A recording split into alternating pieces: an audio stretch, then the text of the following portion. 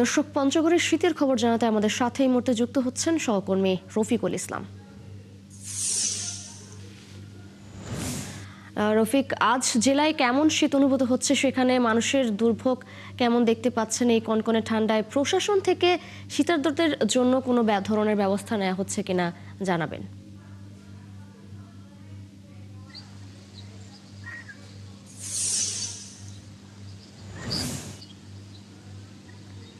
ধন্যবাদ তিশা। আমি শুরুতে জানিয়ে রাখছি, আজকে তাপমাত্রা সকাল 6টায় যে রেকর্ড করা হয়েছিল তা হলো 9.5 ডিগ্রি সেলসিয়াস, অর্থাৎ আজকেও মৃদু শৈত্যপ্রবাহ চলছে। যদি বলতে পারি, অর্থাৎ আজকে দিয়ে পুরো 11 দিনে কিন্তু পঞ্চগড় জেলার উপর দিয়ে কখনো মাঝারি এবং কখনো মৃদু ধরনের শৈত্যপ্রবাহ প্রবাহিত হচ্ছে।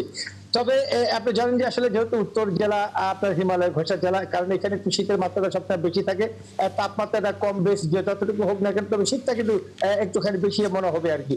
তবে বিশেষ করে এখনো পর্যন্ত কিছুটা কুয়াশা আমরা লক্ষ্য করছি। আপনি দেখেন যে যদি দেখতে পান যে এখনো পর্যন্ত কিন্তু কুয়াশা রয়েছে, তবে ঘন কুয়াশা না, হালকা কুয়াশা রয়েছে, অর্থাৎ সন্ধ্যা থেকে হালকা কুয়াশা, এবং সেই সাথে হিমেল বাড়ছে কারণে সাধারণত মানুষ একটুখানি চলাচল পরে, কারণ শীতের তীব্রতা অনেক বেড়ে যায় যখন বাতাসটা প্রবাহিত হয়।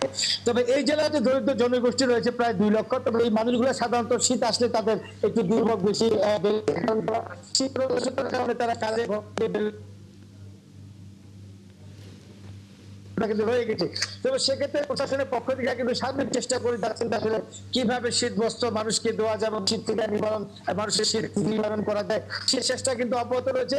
এছাড়াও আপনার স্বেচ্ছাসেবী সংগঠন যারা আছে, বিশেষ করে স্থানীয়ভাবে এবং বিভিন্ন জায়গা থেকে, অর্থাৎ ঢাকা থেকে শুরু করে বিভিন্ন এলাকা থেকে মানুষজন আছে কিন্তু এখানে মানুষকে শীত বস্ত্র বিতরণ করছেন। তবে সেক্ষেত্রেও কিন্তু যথেষ্ট নয়, অপ্রতুল্য, যেটা প্রায় 2 লক্ষ মানুষ রয়েছে, এ পর্যন্ত প্রায় 40 থেকে 50,000 শীত বস্ত্র বিতরণ করা হয়েছে জেলার মধ্যে।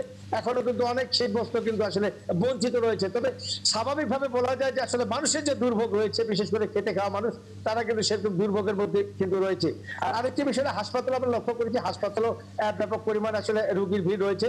এছাড়া আবহাওয়া অফিস আমাদেরকে যে জানিয়েছেন যে আসলে তাপমাত্রা আর হয়তো 2-1 দিন কিছুটা থাকবে, তবে এরপরে তাপমাত্রা কিছুটা হলে বাড়লে আবার এক সময় আগের ঠিক মাঝামাঝি বা প্রায় তৃতীয় সপ্তাহের দিকে আবার একটা প্রচন্ড শীতের প্রভাব পড়বে। যে পড়তে পারে শীতের প্রভাব। রফিকুল, আপনি রয়েছেন, আপনি থাকবেন সেখানে। দর্শক, পঞ্চগড়ের শীতের খবর জানাচ্ছিলেন আমাদের সহকর্মী রফিকুল ইসলাম।